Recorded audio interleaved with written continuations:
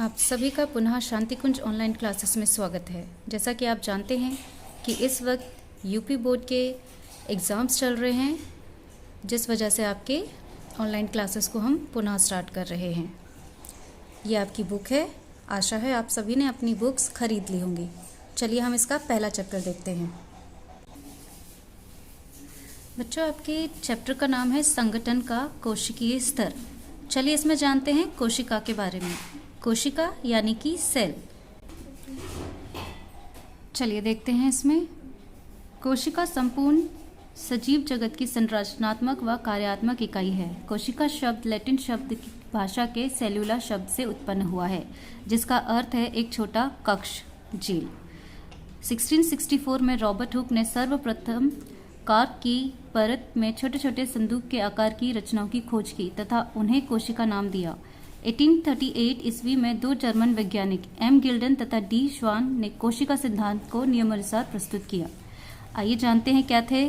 पहला है, सभी पौधे, जीव तथा प्राणी अत्यंत सूक्ष्म कोशिकाओं से बने हैं। जैसा मैंने बताया, सेल, कोशिका यानी कि सेल।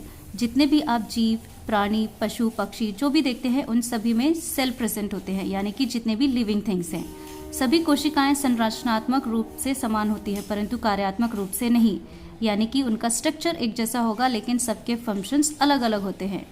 पुरानी कोशिकाओं के विभाजन से नई कोशिकाओं का निर्माण होता है, यानी कि जो पहले के सेल्स प्रेजेंट होते हैं वो डिवाइड करते हैं और नए नए सेल्स को डेवलप करते हैं।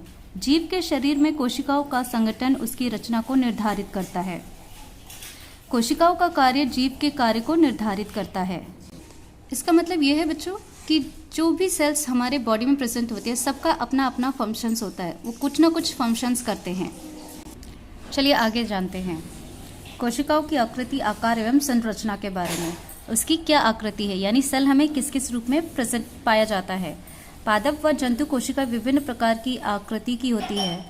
इनका शेप अंडाकार, आयताकार, गोलाकार, बहुभुजी, लंबी, छड़ के आकार की, सितारे के आकार की तथा अनियमित आकार की होती है।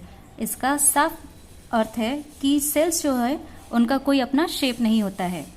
कोशिका की आकृति इसके कार्य में सहायता करती है। जैसे अमीबा तथा मनुष्य में श्वेत कोशिकाएं निरंतर अपनी आकृति बदलती रहती हैं, यानी कि white blood cells.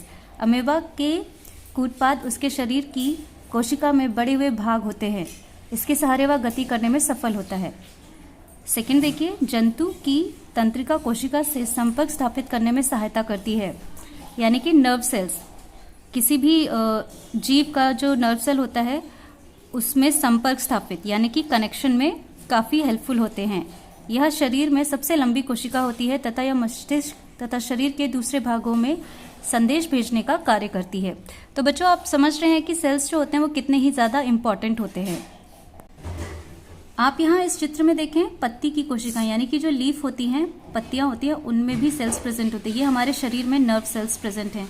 Red blood cell, लाल रक्त कोशिकाएं इस तरह से दिखती हैं। अमेबा आप देख सकते हैं, इसका कोई शेप नहीं है। पैरामीशियम ओवल शेप है। और मांसपेशीय कोशिकाएं आप देख रहे हैं किस तरह की होती हैं, यानी कि जितने भी ये सेल्स होते हैं इनका कोई शेप नहीं होता है। तो बच्चों, आज के लिए मैं इतना ही करा रही हूँ। इसे आप पढ़ें, समझें।